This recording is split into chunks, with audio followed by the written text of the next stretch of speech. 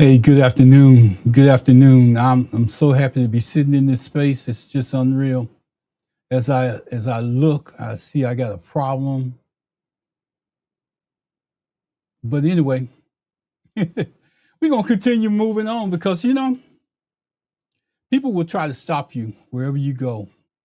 Even institutions will try to stop you wherever you go. And if you get out there often enough in the real world, you begin to figure that out. I got to make sure that I'm sitting in my space because I have an Instagram that's going at the same time. I got so much going on that I sit here. But you know, as I think about our subject today, I don't want to get in a space where I'm not comfortable. I want to get in a space where I'm talking to my people. And I want to make this understood because sometimes, even sitting in my space talking to my people, it becomes a part of a bigger conversation. This conversation today is about, let me look it up. The danger of pop-up culture. Now I'm gonna tell you about pop-up culture because see, in my day, we had people that volunteered to do stuff. We had people that went out of their way to try to help a community grow, to give the kids an opportunity to get from where they're at to go somewhere else. Even in this culture, it's the same thing that's going on. But what we have to realize is when we get out there in this culture, in which we live in, sometimes we got to realize what's going on in the background because people are not as forgiving as they were when I grew up, or even any generation, as far as I'm concerned, up until this point. So let me talk about something that I've seen with my own eyes. Something that's become way too common. Something that's going to get somebody hurt, sued, or sitting in court. Or somebody gonna say, I was just trying to help. So let me sit in my space for a moment. Because what I'm about to say isn't loud, but it's real. We're living in a different time today. A time where people don't just grieve. They look for someone or someplace to blame. A time where tragedy can turn into a lawsuit before the tears even dry. A time where a good-hearted person, a real good-hearted person, that's engaged of their time. And let me tell you about this good-hearted person because I need to build them up a little bit more. They're comfortable in a place in their life where they don't have to work all the time, where they can dedicate time and they think they're putting back into a community and they think that they're doing the right thing. They have the objective of doing the right thing. I love basketball. I love football. I love swimming. I love all those things I did when I was younger. And somebody had to direct me in that direction to get there. I'm talking to those people. Those people that's like I said, to build up something in life. You know, a volunteer, a good-hearted volunteer can suddenly become a person somebody expects to pay for their pain. I told you, this sitting in your space, it's about talking to my people. This is about when you make decisions, make sure that you see the whole picture. Most people will see this and they say, "Oh, he just trying to stop us from doing." I ain't trying to stop you from doing anything. What I'm trying to get you to do is look down the road a bit, and if you don't do anything else but protect yourself while you're out there. I'm gonna tell you how I got here. The way I got here was simple. I took my son to a practice, my grandson, and I sit there and I watch those individuals. And I watch how much they tried to put into those young kids that was out there, how they tried to encourage them, how they tried to get them to bite into what they were saying. But in doing that, I noticed something that was missing. And you hear it on TV all the time, but you never think about it when you're out there looking at your own, out there running or doing something. You're looking around for medical. What happens if something medically happens, or somebody hurts themselves, or something like that? Then you say, you know what? Yeah, I'm gonna do what the little bit of knowledge that I have. I'm gonna do what I can do. But when that instant changes to something else, and that's the part that I want to address right now, because you need to know what you in for. Most folks stop at the surface. We need more volunteer coaches. But I'm asking you a deeper question right now. Do you understand the responsibilities you're accepting when you volunteer? Do you know that? Are you considering that? Because this isn't just about sports. It's about risk. It's about accountability. This is about a world we live in right now. A world where everything is recorded. Everything is documented. Everything is replayed. It can be replayed in the courtroom. What you thought was innocent parents out there recording their kid being coached by you or somebody else on that field can turn into evidence. So I'm asking you to consider that you're living in a different time. Oh, they'll smile in your face, the mamas and them papas and all the rest of that. They'll smile in your face. Oh, coach, thank you. I'm glad. I just want to see him out there working. I just want to see him out there doing something different. I just want to get him from a computer. I just appreciate what you do. And all that sounds great. You go out and you win a game or two, and they all behind you, and they just all about the coaching. Probably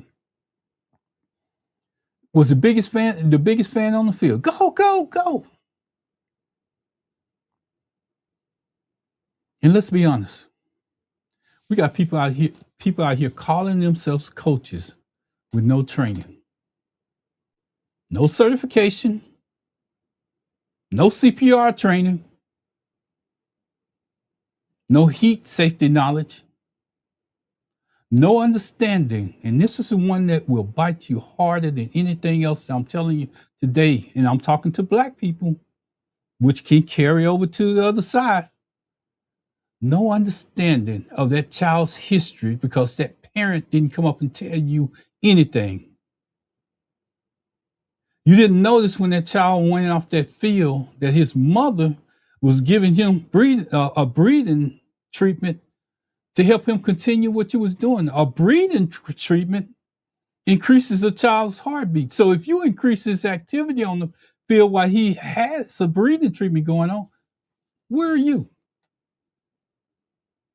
The only reason why I know that knowledge is because of my grandson. I'm just putting the information out there, you know. Because you pick up a whistle and you hear that coach title and you have all the good intentions of being the great person that's out there. That narrative has changed. The narrative's been changed because now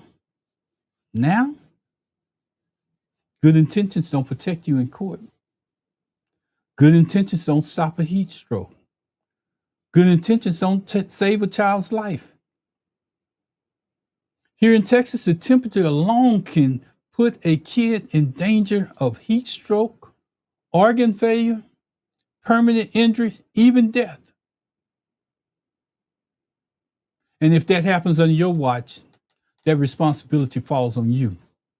Not the league, not the organization, and some of the times not the parent who dropped them off, to you.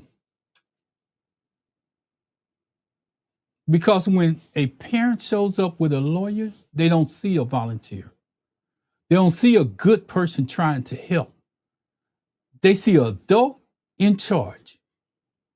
They see a coach, which takes on the title. So when you hear this coach, coach, coach, remember that it comes with responsibility. Remember those same people that were sitting there in those lawn chairs, sitting on the edge of their cars, sitting on their tailgates, watching you put in all that extra time that you're putting in, and they'll be the first ones. When you get to that courtroom, they'll be the first ones to say, you know what? My son or daughter's gone. My son or daughter is permanently injured. I got to change my lifestyle. And if I got to change my lifestyle, you got to change too. That's what their lawyer going to tell them.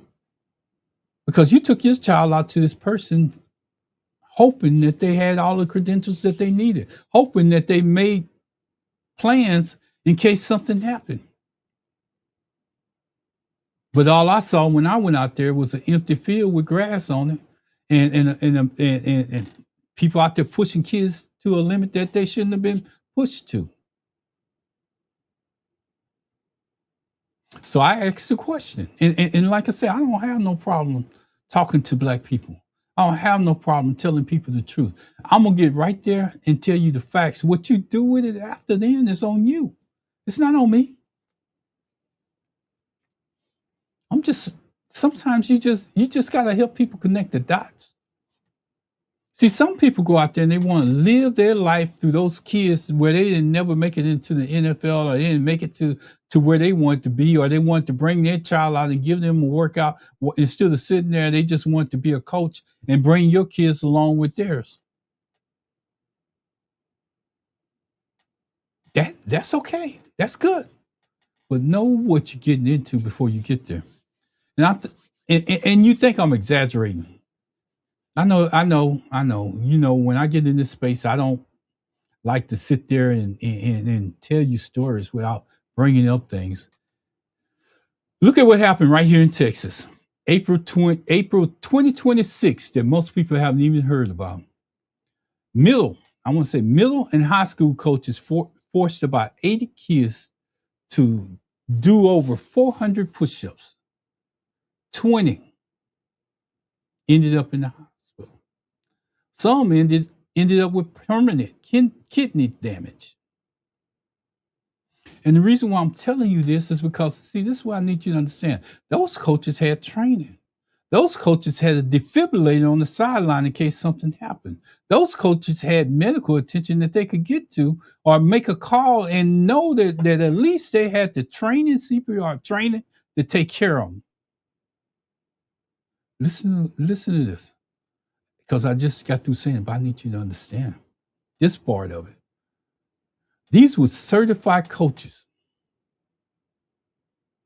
employed by the school district, protected by the school district under a document called a waiver, protected by district policies, and still got sued. I want you to imagine what I just got through saying, and still got sued. Now imagine you, a volunteer, a pop-up coach, no certification, no waiver, no CPR, no medical forms, no training.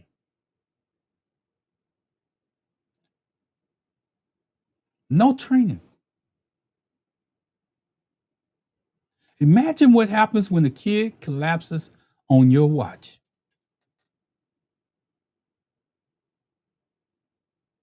That waiver that you didn't have, that protocol that you didn't follow, that medical history that you didn't know, that weather report that you didn't watch from the previous day that told you that the pollen count was up. So if you got kids out there that's asthmatic, maybe you shouldn't push them as hard as they do. Because I'm going to tell you what's going to happen, because when they go to court, all that information is going to come up. It's relative.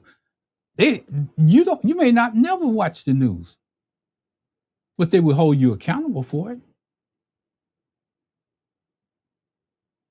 That kid that was on that field when that lightning started, that you was out there coaching away. I'm just putting it out there because even with training and protection, those coaches are fighting for their careers and their freedom at the same time. See, that's another part of it. Being accountable. What if they want to press charges against you for what you did? Now remember, those were certified coaches. I'm just putting the information out there. So, what do you think happens when you have none of that? I'm jumping to some reality now. And here's the part where people think, here's the part that people never think about. Responsibility doesn't stop at that field.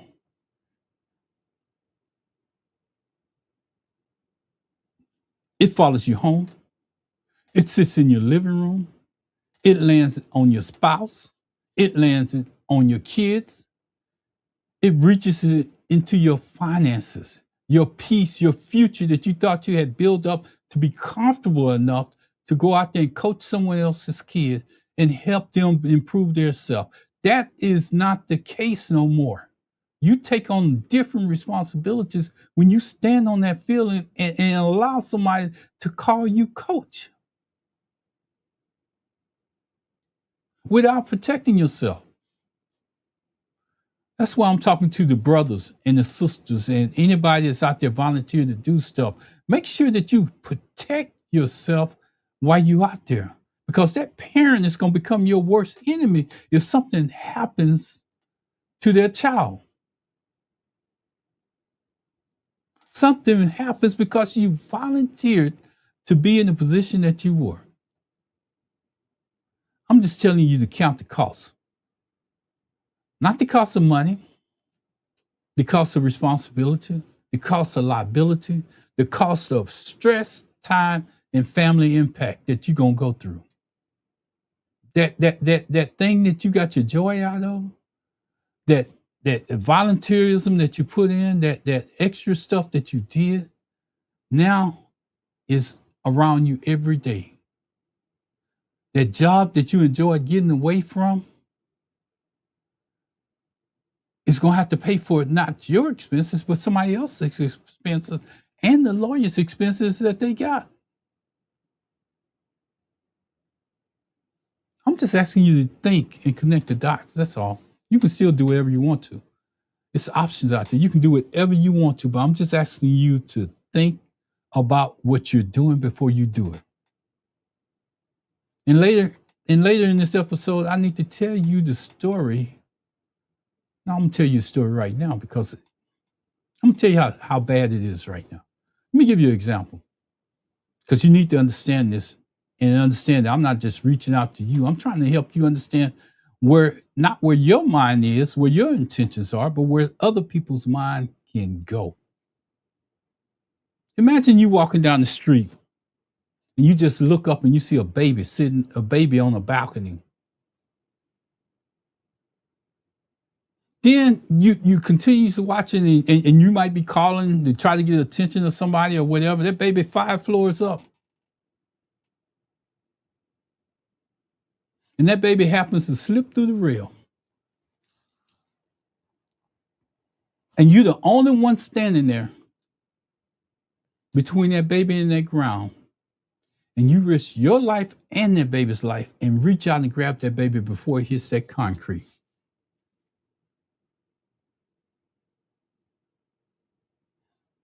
You injure yourself. You and the baby's also injured, but you saved that baby's life.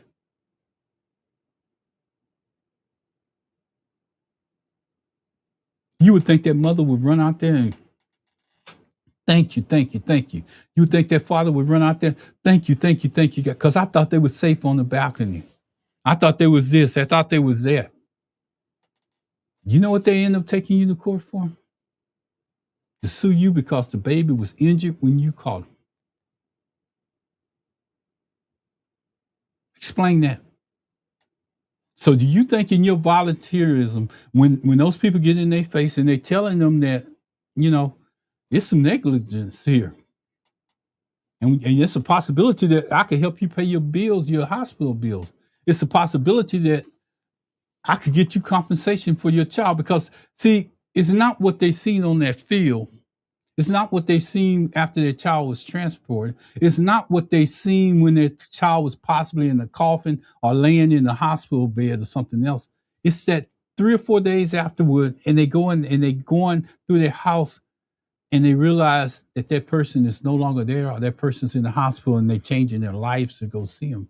That they realize that if I wouldn't have took them out to their football practice, but then they looking for a reason to hold everybody else accountable, and just so happen that you become that reason.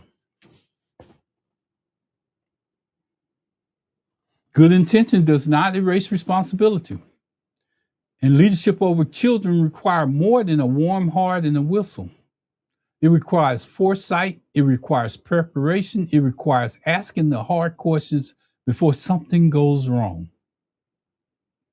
Because the day you volunteer, you never expect the day, I'm gonna make sure I get this right. Because the day you volunteer, you never expect to be explaining a 10-second decision 5 years later in the courtroom. But that's the world that we live in. And that's why I sit in this space today. I'm sweating today for some unknown reason. That's why I sit in this space today, to try to help you understand. So when you get to that point, you can say, you know what? I made a decision, and I'm still doing it. But I heard that brother when he was talking on that radio, when he was trying to tell me that I should have just thought about what I was doing. It's too late then. So that's the reason why I'm sitting in this space. I reserved this space to help you, help yourself. Because I ain't seen nobody else out there doing it. And let me just say this. Good intentions don't protect you. Here in Texas, the temperature alone can put your child in danger. You heard me saying that earlier. Heat stroke, organ failure, permanent injury, even death.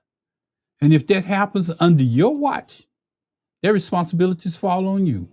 And the real reason why you heard me say that in the opening, because the league's gonna run away from you. The organization that you got your team on, the uniforms that they got on, the parents who dropped them off. I'm gonna say that again because that's important, because I know it happens. Because when that parent shows up with a lawyer, and you heard me say this earlier, they don't see you as a person trying to help. They see you as an adult in charge. They see you as a coach.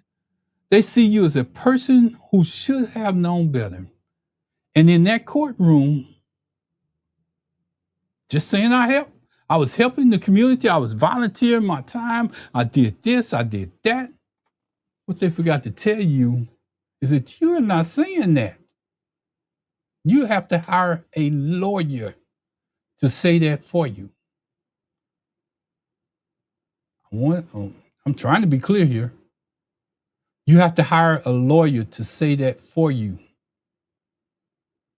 So you're already you're out of money already, because you got to defend yourself with a lawyer. That's the reason why I'm repeating what I said in the opening, because I need you to hear it twice. Because you have to defend yourself. You're out of money. It's not like they're gonna sit you down on the stand and say, "Hey, coach, what was your intention? Coach, what was going on?" No, when you get a lawyer against a lawyer, you're gonna have to get your lawyers involved. And you know who's gonna get paid, regardless of whatever's going on?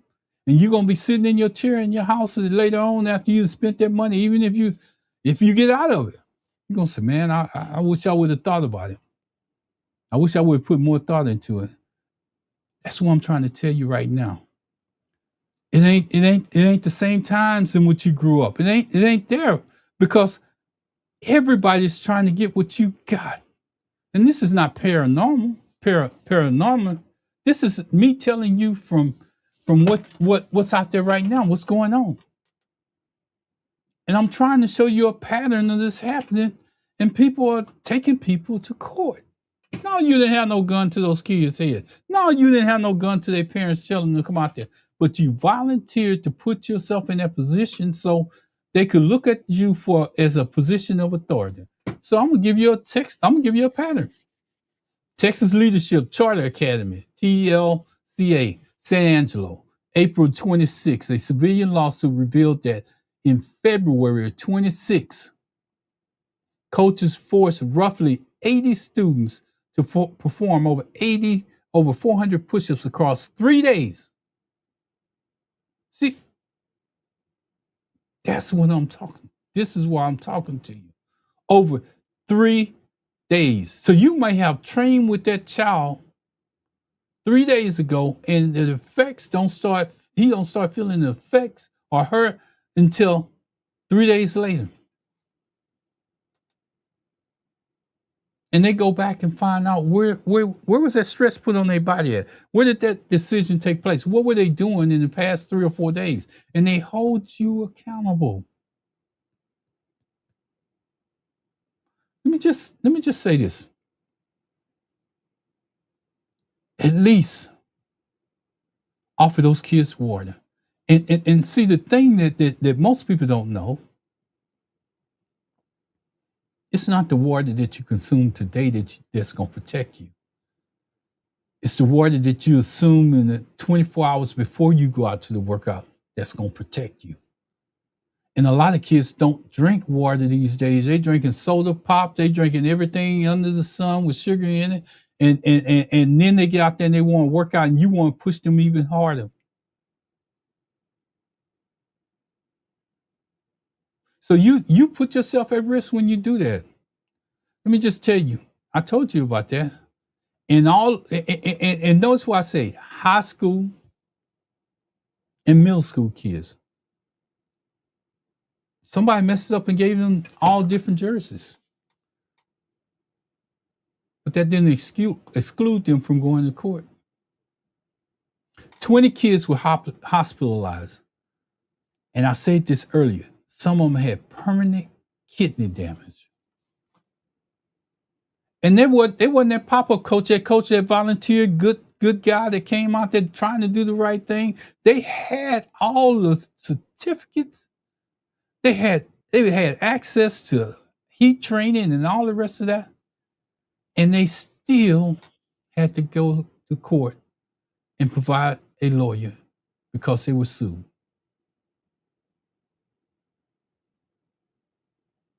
I like to pause because I want you to think about it. Because if you don't think about it, if you know somebody that's out there volunteering, the coach or doing something, maybe you need to let them see this.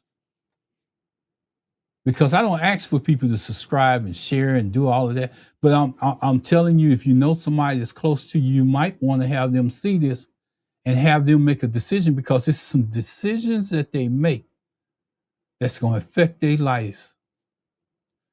Here's another instance. Rockwall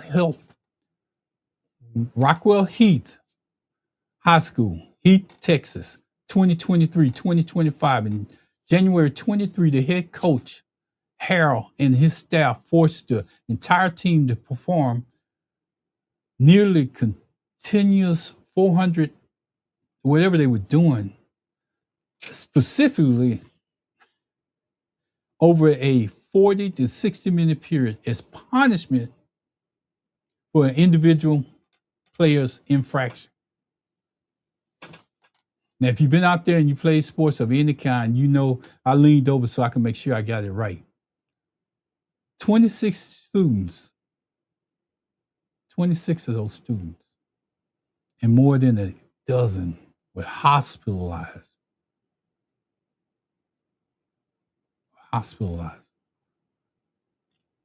The coach resigned. Texas Education Agency launched the investigation. A civil lawsuit was filed against the head coach and 12 assistant coaches. Oh yeah, y'all say, oh no, that can't happen with me. You know, I'm good. Let me tell you about New Brownsville Middle School, 2023. A 7th grade student, Gavin Hurd, was hospitalized and diagnosed with medical problems. After being asked to perform stuff that he wasn't supposed to be doing. Wasn't supposed to be doing. Doing the incorrect exercise. I'm just putting this stuff out there. The district had to rewrite its entire policy and safety athletic safety plan after that. Most of you pop-up coaches don't even have a written plan. Don't even have a waiver. Haven't even talked to the parents before they brought them to you and to ask them, do your son have a medical condition that I should be aware of? Because every one of those kids have something different that's going on. I'm going to even go back a little bit further, and then I'm going to go into something else. University of Iowa, 2011 off-season workouts pushed players past safety limits. 13 players hospitalized, and others had medical conditions. And legal settlements followed. Who paid those? When you hear the word legal settlements, who do you think paid those? I'm just asking. I'm making my text a little bit larger so I can read and get the information out to you. Because, see, sometimes you think people are the smartest people in the world. You just seen the most brilliant speech by Michelle and President Obama. But what they don't try to show you is that teleprompter up there where their speeches are magnified, where they can see them, where they go up there and they practice to make sure that the font is the right size so they can see them. You use it as a reminder so you don't get too far. Because when you stating facts, you have to make sure that they can be researched. I just want to share that with you. When children are young, athletes are forced into extreme, continuous, unhydrated muscle exertion, scalp, muscle tissue, rapid breaks, down and up motions. This releases a toxic poison, a toxic protein called myoglobin into the bloodstream. Kidneys are forced to filter this massive influx of these proteins, which quickly clogs their infiltration system. Dark T urine, acute kidney failure, permanent alterating organ damage. Permanent. This is not a kid being soft. This is not a old school toughness. This is called medical trauma. And you know who they're going to hold responsible for it? Get used to this word, coach. Coach. Here's the other part that gets you in trouble with this. Now I'm about to go into it. Let me see how much time I got. Even with waivers, even with certificates, even with school backing, even with document protocols, coaches still get sued. And I'm telling you about coaches that had the certificates and everything that was in place that still got sued. But let me tell you about another danger that you haven't taken into accountability. See, I'm gonna lean in on this one. See, as we as volunteers and you go out there and you coaching, and you like to get all kind of help. You might have one or two kids' parents that step up there and say, "Oh, you do this, you run here, you do that," and you over here. And they start having a complication over there where your volunteers stepped up and volunteered, and they have no idea what they're doing. They think that they copying what you got going on. They think that they watching behind your back. They think that they doing you a favor. But that favor that you see walk on that field, that parent that you think that's there to volunteer, that other assistant coach that you think that's out there doing everything that they can, that's making your practice look better than anybody else around, because you got all these volunteers. If they have trouble over there because you are on the other side doing what you do, you're responsible for them too. Because they don't have that training. And if you ain't got it and they ain't got it, you're the one that's held accountable for it.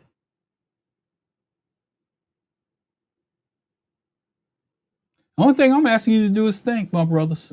This is sitting in your space. And the only reason why I'm bringing it up because I seen it with my own eyes. I seen the responsibility. I seen some of the families that was out there with their coaches, and they was out there paying attention. Some of the girls was over there cheerleading up under. It was so hot out there. They was cheerleading up under the cover, practicing cheerleading up under the cover. And I say to myself then, I said, you know what? It's something out here that people are not aware of. These coaches out here, because they wear that name coach, and you add some of them, they didn't make the football team. They didn't make the positions that they want to make. But they come out there when you get comfortable in life, you got your money set, you think you're gonna roll into retirement, but wait a minute, something happens along the way. That volunteer that you just became begins to cost you. And here's the thing that most of you guys don't even think about. And I'm gonna share it with you. Your spouse is part of it, even though she's sitting at home on the couch. Probably got her nails done and everything else, and she's sitting comfortable. She said, "Oh no, that don't involve me." Oh no, they come after the whole family. Because when you went out there, you wasn't protected. So you wasn't protecting your family. You know who suffers? Your kids. You know who suffers? Your wife. You know who suffers? Because you might have to sell everything that you got to pay for the lawyer just to defend you to go to court for volunteering. So when I'm sitting in this space, I try to do it from a point of what I've seen. Then I go back and I research it to make sure there's something I should be talking about, something that relevant to Black people. Because if you're doing it voluntarily in the goodness of your heart, because you saw somebody had to do it for you, you have to realize that we're living in a different time, a different place. I guarantee you, I can guarantee you without a doubt, that something happened to one of those kids out there that you're coaching, and there's nothing that you can do, nothing that you could have done, nothing that was within your means to handle it. Those parents are going to hold you accountable.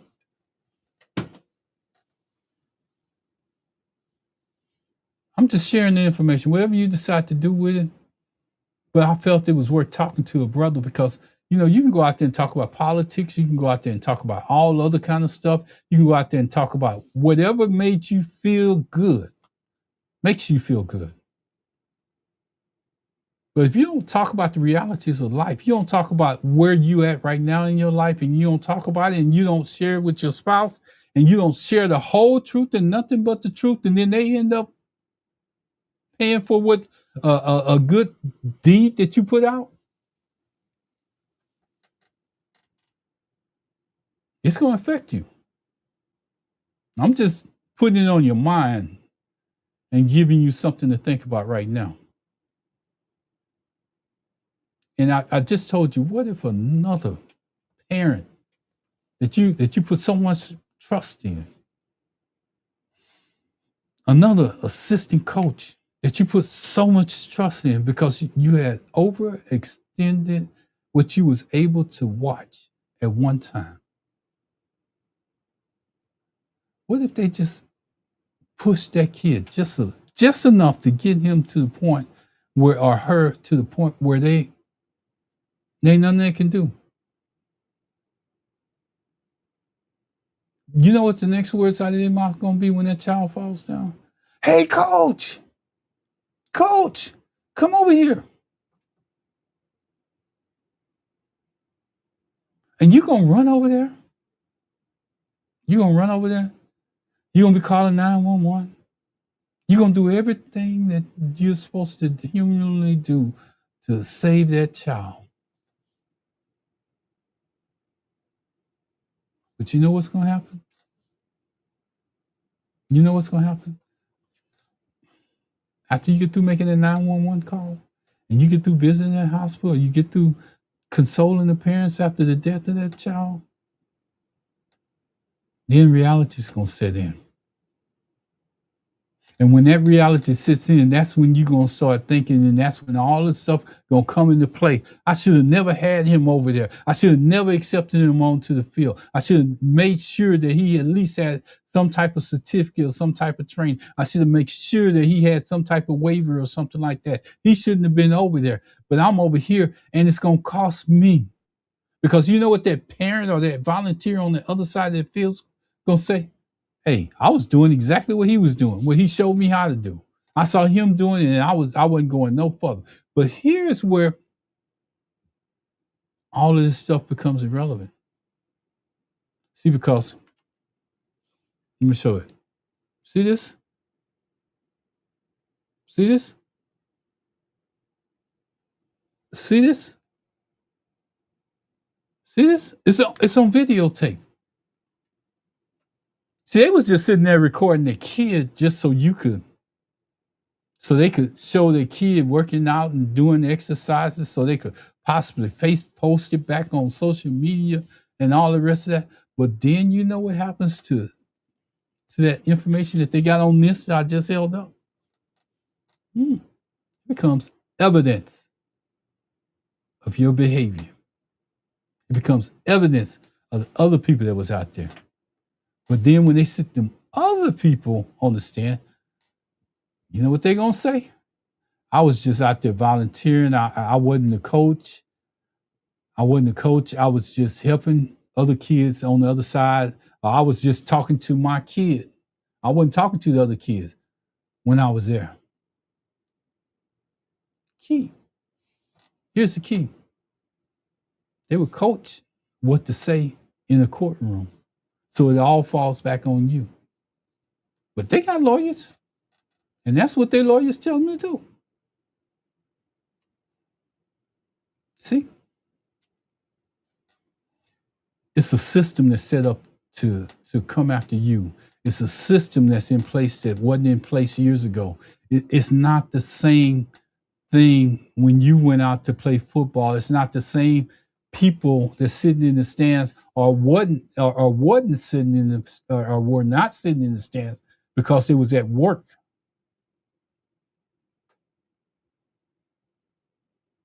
These people sitting in cars with lawn chairs and everything else out there, watching your behavior with their kids, recording your behavior with their kids, going through everything. And if they don't have their cell phone up, I guarantee it's 2 or 3 more parents that step up with a cell phone that's and got their kids recorded, just so happen to have their kid in it that had an incident with you.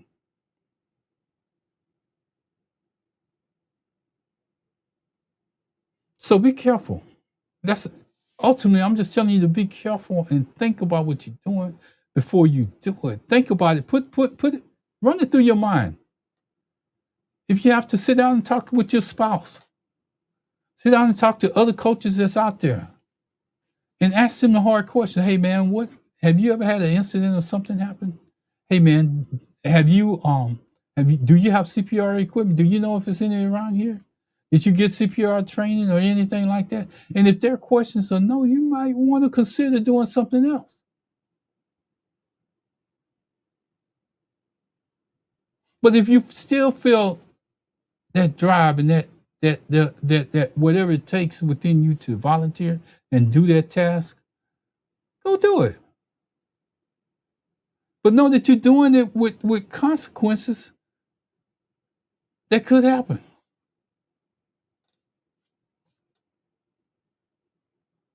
And then you could take the attitude, I did this for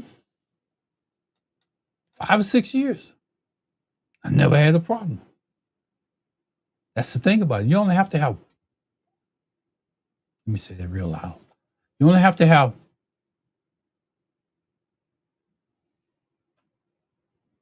and that's it. That's it.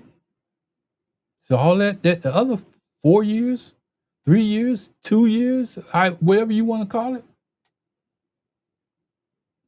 it's gone.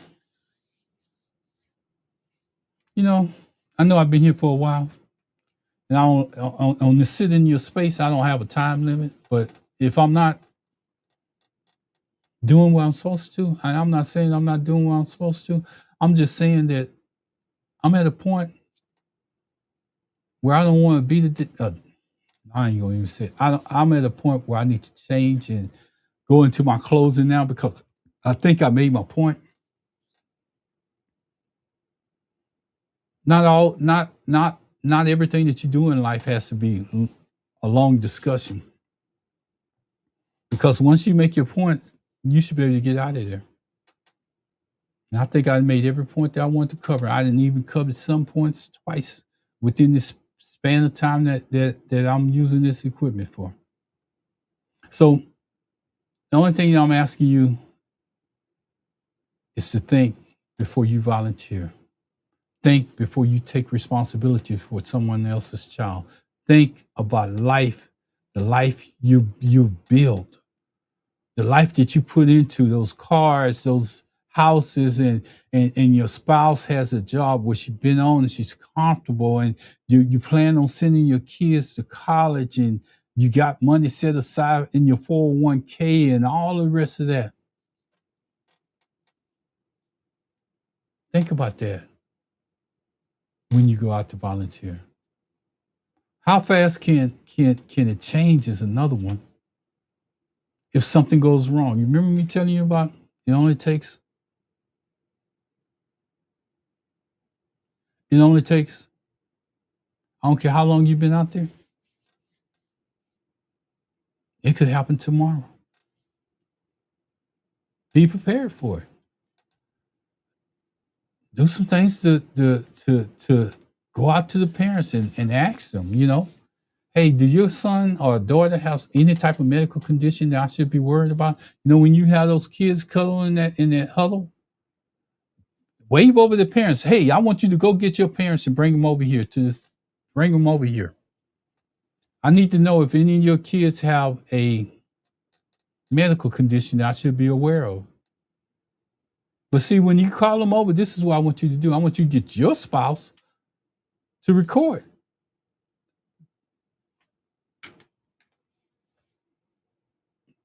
To record. When you ask those questions in that group huddle. Now, you do know that we're out here practicing, and you do know that the temperature is up and the heat. I'm gonna do my best to relay that. I'm gonna do my best to change, and I'm gonna ask questions, and I'm gonna ask that you bring water to the practices. I'm gonna ask that you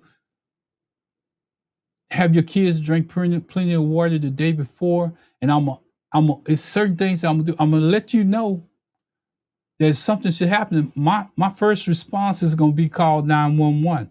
I'm not certified or medically certified, and I need you to know that. And if you want to take it one step further, that's where you pull out your waivers. Day one, not 2, 3, 4, 5. You pull out your waiver or whatever. You say, look, me and my family, we're here to do this to help you. And if you can't sign this waiver, I can't do this. Because that's your first line of protection. I'm not going to say it's going to keep you, but at least that you did the same thing that they was going to do to you in their courtroom. You was going to show videotape of those parents standing around. You might have to do it 3 days in a row to make sure that you get them all on there. But that's going to be your evidence when you go to court, because that's the way we living right now. I'm just trying to help you help yourself, because it is a good deed. And we do need people to volunteer to help young people get off the streets or change their direction in any kind of way. But this is the thing that I'm going to go back to. And then I'm going to get out of here. See, it's not that people that look like you on that field might be your most dangerous time that you think. See, because when they get lawyers on your side, lawyers on their side, they get private eyes, private detectives to interview the parents and go get the film and the tape and the footage and all the rest of that. You're not thinking about that. You're volunteering to coach. But if you get your protection in place, at least that helps you.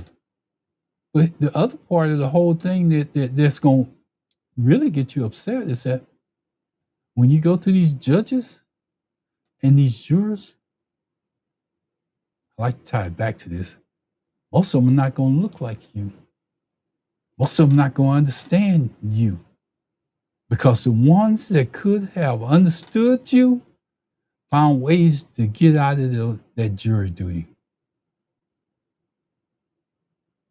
The ones that look like you that probably went through Little League, the ones that probably went through Little League and didn't make it out, that were black and understood that you were doing what you thought you was best for you, they done got out of the jury pool. They got all kind of reasons why they can't show up. But the ones that will judge you may not look like you. They may be the ones that never wanted to play football in the first place, basketball. They may have had a problem with the idea of sports because they got more time to participate in jury duty.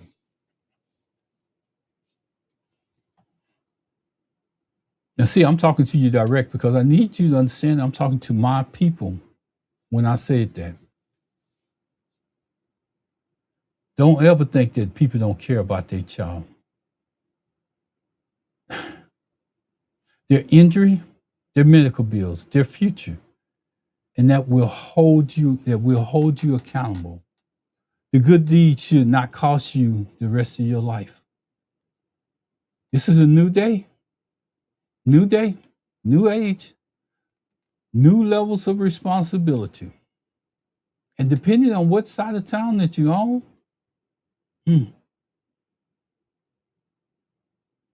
depending on what side of the town that you own,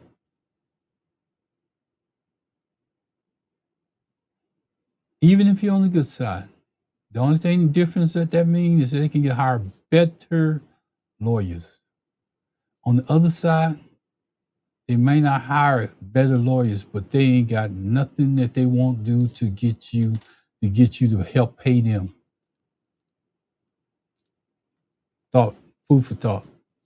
And if you're going to step into that role, you better understand the weight that comes with it. I'm asking you to think. That's all I'm asking you to do. I'm not asking you to do anything else. I'm not asking you to listen to me and think that I'm putting you down for what you're doing. Volunteering is one of the best things that you could ever do in life. But at what cost? Because some people, the closest people to you, might end up saying when they ask about it, thinking that responsibility goes away, and they're sitting in the court. I didn't say I want to participate with that. That was something that he said he wanted to do.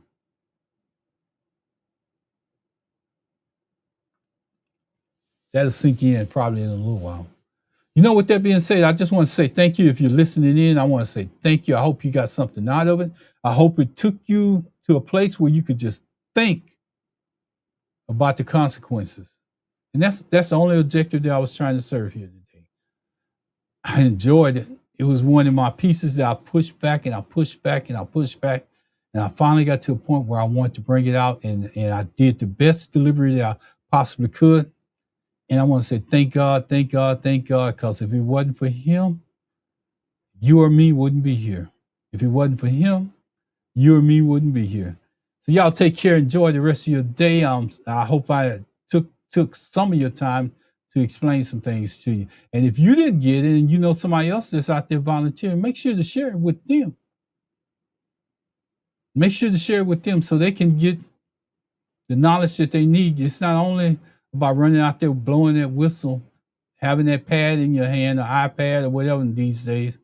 It's about knowing the responsibilities that come with it. Take care. I'm out.